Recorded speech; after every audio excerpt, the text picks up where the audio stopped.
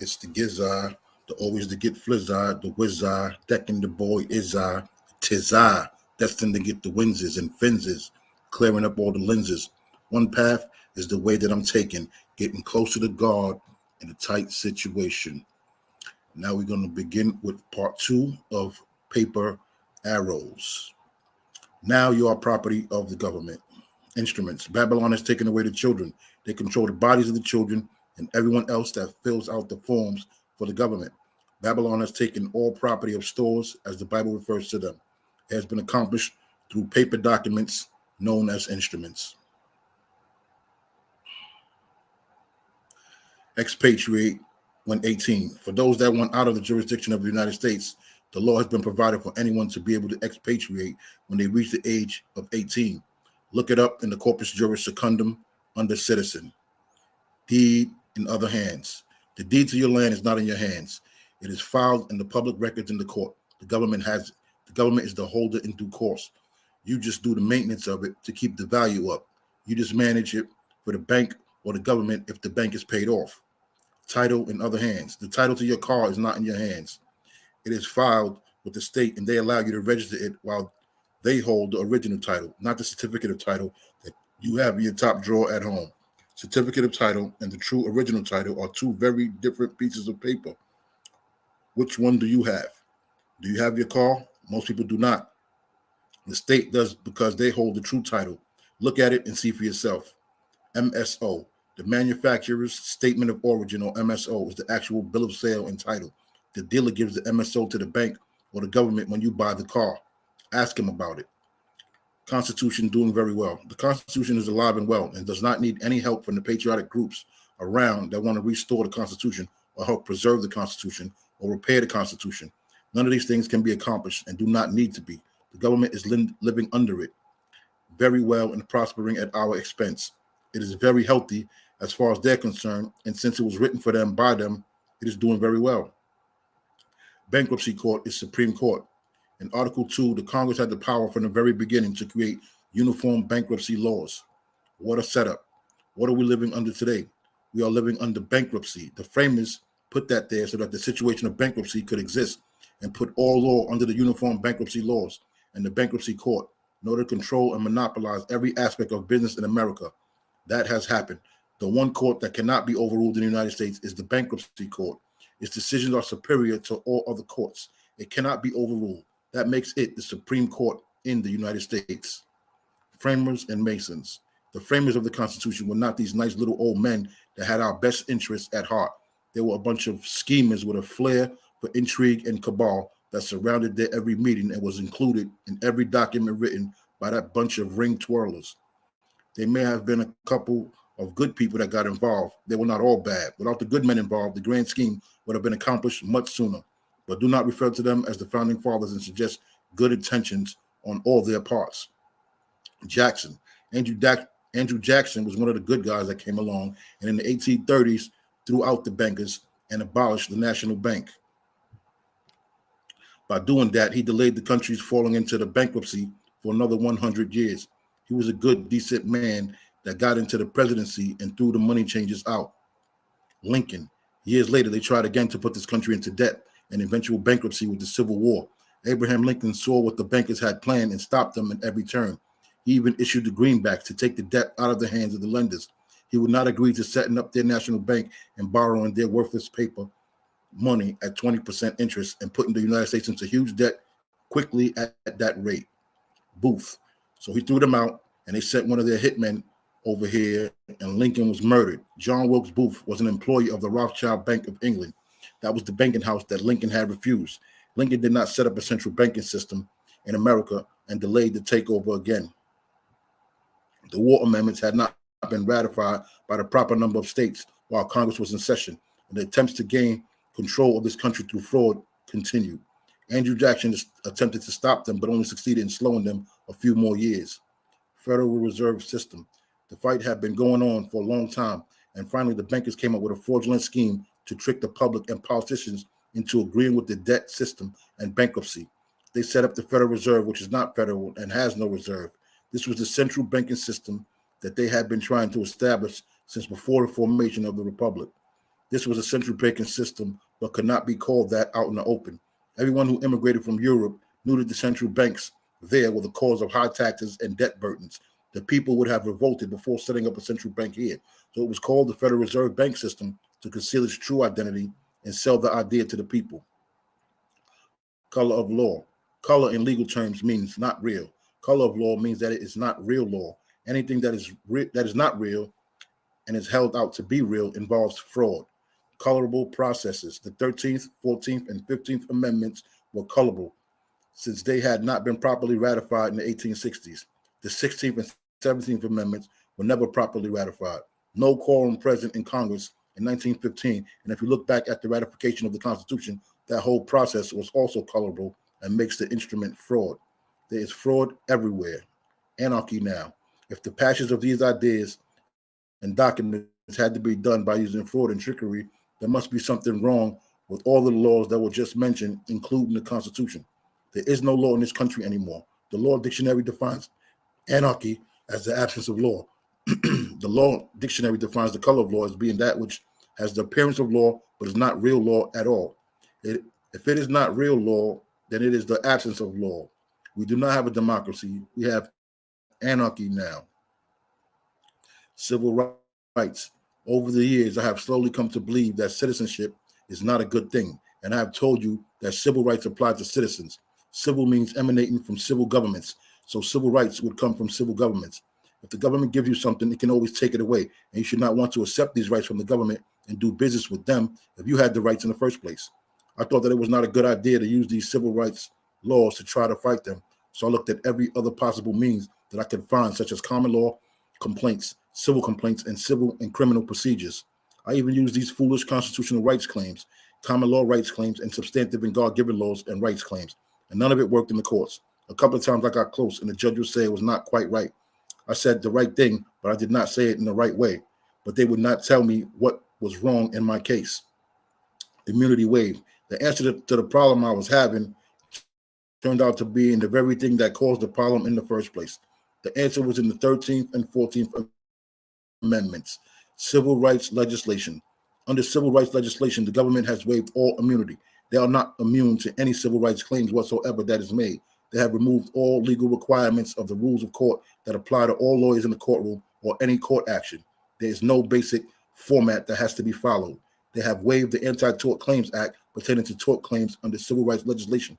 A standard tort claim that cannot be made against the government is protected by the Anti-Tort Claims Act. But a civil rights torts claim rolls right straight through. They are not immune. The remedies were put there. All that was necessary for us to learn to utilize them. But I still had the feeling that as a citizen, you should be entitled to this. And if you were not a citizen, you should not be entitled to any of this protection. Otherson versus U.S. I received a copy of a court case called Otherson versus U.S. This was where two Mexicans came across the border and were beaten up by a couple of border guards. These Mexicans got a lawyer, and he put together a good civil rights suit of the person. This lawyer found out that civil rights legislation was intended by Congress to cover everyone who came within the jurisdiction of the United States, no matter who they are. He figured that out by the wording of the statute itself. It states, anyone who causes a deprivation of the right of a citizen of the United States or other person is liable under the law. The or other person is what extended it beyond the citizens of the United States. That is Title 42, Section 1983. I read over that back in 1983 or long about then, and I never picked up that other person part. Political issues. The most serious errors we have made is thinking the courts have been established by Congress or the state legislators, and that established jurisdiction are set up by these legislators to the extent that the courts can hear cases and that the legislators can tell the courts what kinds of issues the courts can hear.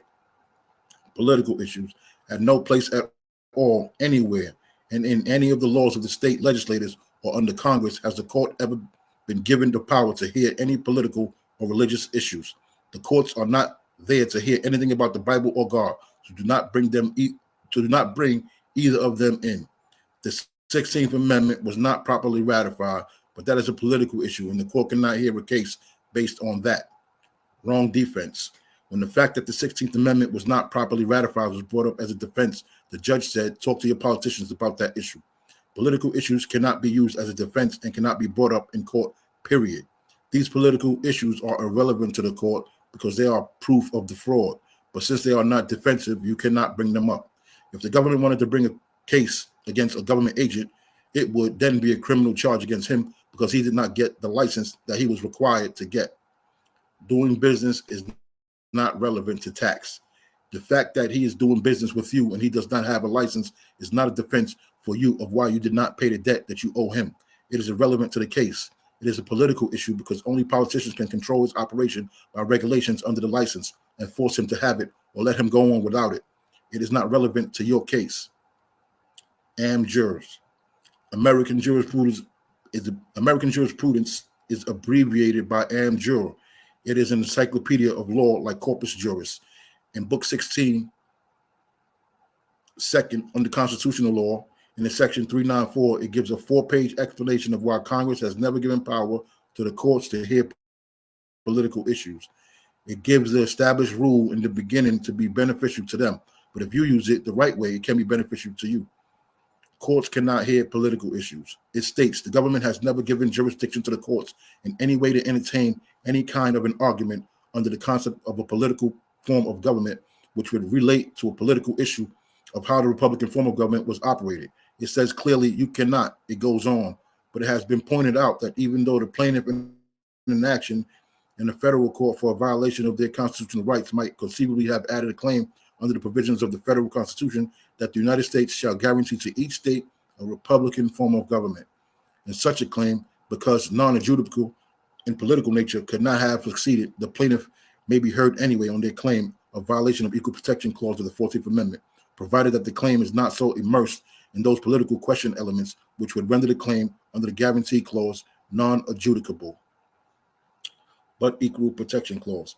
It looks like a fine line there. You cannot bring up such subject as the 16th Amendment not having been ratified. That is blatantly and clearly set forth. It is a political question. There is a way to get around this, using the fine line of remedy available. Agents cause deprivation of rights. If we say the functions of the agents of the government under the pretense of approved law of the 16th Amendment may have caused the deprivation of your rights by their actions, then we do not have a political question. But we still brought the same issue in, the 16th Amendment. Set claim in court. If you twist the wording around the right way, it will work because we said that the agent acting under the color of law under the 16th Amendment caused a deprivation of your rights and violated the Equal Protection Clause of the 14th Amendment. Now you can set the claim in the court, but understand that we cannot set the claim into the court that the government agent did not have a right to do what he did because the 16th Amendment was never ratified. This is a political question. It cannot be answered by the court. Failure to state a claim. The attempt to use political issues such as the lack of ratification of the 16th Amendment or the non-registering of foreign agents will result in the court throwing out the case by saying that there's a failure to state a claim upon which relief can be granted or that the motions are meritless.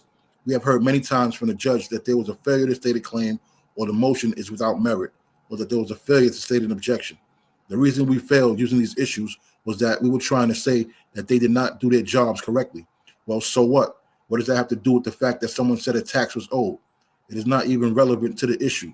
The court rules state that the complaint, the complaint, and the answers to the complaint must be concise and direct. Most cases are loaded with political hogwash, such as, I do not agree with the debt of the United States, or I object to the government putting us in debt. The court does not care about that. It is a political issue. Wrong. Wording wrong. We have been wording this stuff entirely the wrong way. All the patriot knowledge we have been getting is fabulous information to get our mind set to the point that we understand that the government is our enemy. But none of it is usable in the court. That is why we have been losing all the cases. Michigan case. We have now won the case after 14 years of trying. A man in Michigan was attacked by the IRS with both civil and criminal charges at the same time. The attack started about 3.5 years ago. Within 6 months' time, they got a conviction on him and sentenced him to jail for 2 years. He spent 2 years in federal prison. About a year ago, he got out. His name is Dan.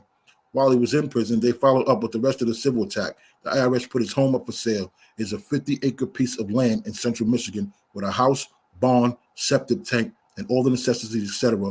It is worth a lot of money. They sold it for $13,600. That is how much they claim he owed them. For just that small amount of money, they put Dan in jail for 2 years. Those people have no compassion. For a nickel, they might kill you. They auctioned off Dan's house. Common law lien.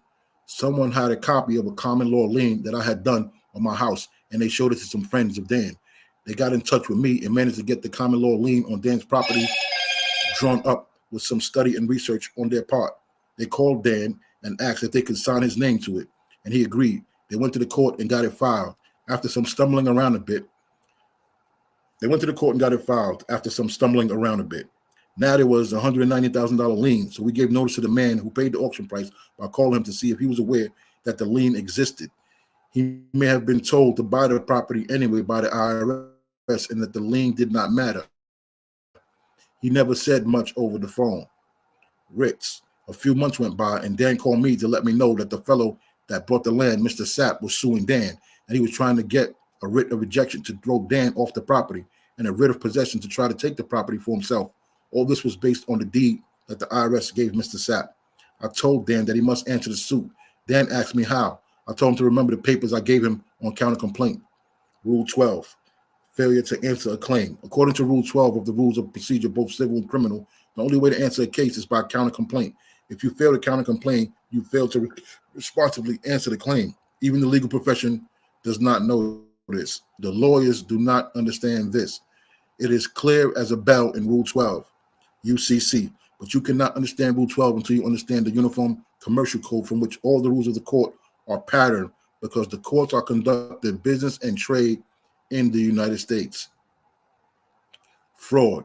Dan wanted to know what to use as the basis of the complaint. I told him that we all now know what a fraud this whole government scam is and how it operates, and to go into the statute of frauds in the UCC and see if any of it applies here. $5,000 statute of frauds.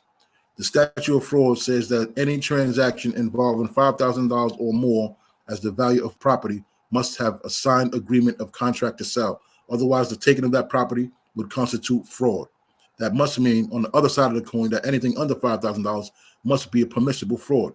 Evidently, the law permits fraud up to $5,000, but does not permit fraud above that amount. That sounds crazy, but that is what it appears to say. Go look it up. So $13,600 on this claim deed that Mr. Sapp supposedly paid is more than $5,000 and would come under the statute of frauds. Dan should go do the counterclaim that Mr. Gap got the deed by fraud because Dan had never signed a deed to sell the property. IRS is party to the fraud. Because the IRS perpetrated such a fraud and Mr. Sapp is a party to the fraud, he becomes a co-conspirator in the fraud. The lawyer for Mr. Sapp answered and said that the issue we brought up will have to be faced in the federal court. The lawyer said that they did not disagree that Mr. Sapp acquired the deed on a certain date. It was a fact that he did acquire the deed. We said that the deed that he did acquire that day was a fraud and that Mr. Sapp has no right to the property in which he acquired the deed by fraud. Counter-complaint conspiracy. So that it is a counter-complaint, a complaint that Mr. Sapp would not have a right to this property if it were not for a fraud that he and another that he conspired with perpetrated upon Dan, the owner. Dan shot this into the court, and Mr. Sapp's lawyer responded by saying that Dan did not deny that Mr. Sapp had the deed, so the lawyer moved for a summary judgment. Motion to quash. So we wrote a motion to quash the summary judgment. The motion to quash is a continuing sort of counter-complaint that says we object to the summary judgment, but do not care what you do. Court is a co-conspirator. Now, if the summary judgment is granted, the court becomes another co-conspirator in the perpetrated fraud and involves itself in a federal case that we are bringing against the IRS agent and all of the co-conspirators in this action. Judge recused. The judge recused himself, and they cannot find a judge to take the case. What a way to win. The court did not want to become involved in the fraud. You tell. If you do not bring up the issue of fraud, the court will let fraud continue. Court. Fraud is allowed until you bring it up. You must bring it up. They cannot. The court can go by only what it is told. Constitutional rights are nonsense. The IRS and the courts have seized and sold property in the past, and the owners argued all the constitutional rights and the common law rights to this issue and that issue, and how their Bill of Rights did this and that. It was all nonsense. It was not relevant. And the judges threw the cases out of court. The arguments were dismissed, and the judges ruled in favor of the ones who had the deeds. Presumption. Under the summary disposition rules, if an instrument is brought in as evidence in the case, It is to be presumed by the court that the instrument is good on its face. Counter-complaint, their presumption. Now it is up to you to show that the instrument is not good on its face. If you do not do that, then you have failed to responsibly answer by counter-complaining their presumed legitimate complaint that they have a right based on the document being good on its face. Dan wrote it up with a little help. He called the other day to tell me he went into court on March 2nd, 1993 for the hearing on the summary disposition. When he got there, they told him that the hearing was canceled. He said that he did not believe them. So Dan went to the court clerk's office, and the clerk said that the hearing was canceled. Dan said, "I am here. Why has it been canceled?" The clerk said, "The judge is not here." Dan asked, "Why is the judge not here?" The clerk said he recused himself. He does not want anything to do with this case. So Dan asked when there would be another judge to take the case, and she replied, "I do not know if we will ever get another judge to take this case." Trapped. If you build the box and put them in it, they cannot get out. The system and its own actors have built all of the sides of the box. All we need to do is to learn how to put the lid on it and nail it shut. We will have them trapped in their own scheme. They cannot deny these frauds because we can prove them. And there is no statute of limitations on fraud. We can take it back to the beginning if necessary. The statute of frauds is in the UCC in section 2103 or 2203. Look it up. Instrument. An instrument is a written document of any kind, a lease, bond, will, or title, etc. Remember this definition. It gets used in the UCC all the time. Signature. Under liability of parties, section 3401 of the UCC, signature is the name of that particular section and says that no person is liable for an instrument unless his signature appears thereon. Contract. An instrument is a written contract of any kind. An application for a mortgage is a written document and it's an instrument. An application for a mortgage is a written document and is an instrument. It is also a contract, and your signature appears thereon. You have to sign it when you make the application. An application for Social Security is a contractual form of an instrument with your signature on it. Now you are liable for anything connected to Social Security, like contribution. Contribution means the forced exaction of money from any party who participates in the scheme to ensure the debts and losses of all the other parties who are party to the scheme. The insurer of Social Security is you. That is what the definition says. Social Security was sold to the American people as being a good Christian thing to do. We all wanted to take care of the elderly. This is the way Social Security was sold to America. It must be a good thing. FICA. But Social Security is not the name of the law implementing Social Security. The name of the law is the Federal Insurance Contributions Act. FICA is what we see written on our paycheck withholding each payday. If it is such a great idea, they should call it what it is and not what they tell us it is. If we look up each of the words in the title of the law, we will find out what it is, rather than what the government tells us it is. Now you know what the initials mean and what contribution means. It is probably not what you thought it meant. This means that the agency can take any amount of money that they need to offset the debts and losses of the rest of the parties to the scheme. Liable for debt. Since the United States government is the largest party to the scheme, you must be responsible for the debts and liabilities of the U.S. government, and they have run up a tremendous debt, and your signature on the application made you liable for the debt that the government created. We, you and I, owe the national debt because we guaranteed it for them. They can spend all that they want. The American people will pay the bill, the ones that are in the Social Security program. Our signatures made us liable. We do owe it if we sign for it. Signature. It says that no person is liable unless his signature appears thereon. Why do they not say that if your signature is on the instrument, you will assume the liability? That is what it means. No person is liable unless his signature is on there. Was written to mean that when his signature is on there, he is liable. Endorsement. Here's how his liability is established to the law. Unless the instrument clearly indicates that the signature is made in some other capacity, it is an endorsement. An endorsement is a full acceptance of everything associated with the agreement that you are making. Endorsement, as defined by Black's Law Dictionary, 5th edition, under accommodation endorsement, is the law of negotiable instruments, one made by a third person without any consideration, but merely for the benefit of the holder of the instrument or to enable the maker to obtain money or credit on it. Maker can borrow. This means that an endorsement is an accommodation which accommodates the person who made the instrument you endorse. When you endorse application for registration of an automobile and you give them the paper that you sign called an application for registration, you have endorsed the instrument. left the instrument in their hands and enables them, the maker, to borrow money or credit against it. And that is how the government got to spend so much money. They got credit because they put your property up as collateral. In the case of Social Security, your body itself was the property that was put up as collateral. Car. When you signed the application for automobile registration, your car was identified as the property to be put up as collateral for the government to borrow against. House. When your lawyer signed the transfer affidavit at the public records of the court showing the transfer of the deed to your house from somebody else to you and filed it in their records, and he endorsed that for you, acting as your agent, they used your house as collateral. It was the property name on the instrument. Body. When you hear "Dear Mom," put your endorsement signature on the bottom of an application for a birth certificate for your child, you turn the body of the child over as property for them to borrow money against. The child was named on the instrument. Human Resources. The Office of Human Resources of the federal and state governments deal with human beings as resources. The humans are treated as resources just like oil, timber, minerals, or agricultural, etc. Human beings are property to them and treated as such. When you sign a Social Security application, your body is identified as the property. I had the chance to upset some poor guy in Baltimore. I sent him a bill for something, which I will read later. He called me about this matter, and he asked me what this was all about. I told him that he had deprived me of some of my property rights by his actions, and I was billing him for the loss. He said he knew that, but told me that I made a threat down here that I would do a distraint warrant and execute against all property he had. I had listed the property. I had told him I would take his house, his car, his wife, his children, and any two. He said, "You cannot do that."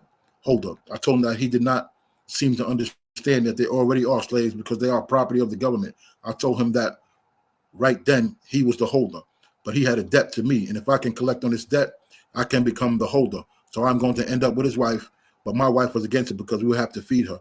That ended that. The thing to remember here is that when you endorse an instrument and leave it in someone else's hands and it identifies a piece of property, they can use the property and the value of that property as collateral to acquire credit. There is no law against doing it. The law states that you can do it. Anarchy. One law states that you cannot steal. This law states that you can steal. This leads to confusion in law. Confusion in law is anarchy. What we have in this country is anarchy. There is no law here. We're going to pause right here at the holder in due course and come back for a later time and read it and continue on with our readings. I would like to say thank you for all those who listen. Peace and blessings, people. And I will get with you guys later.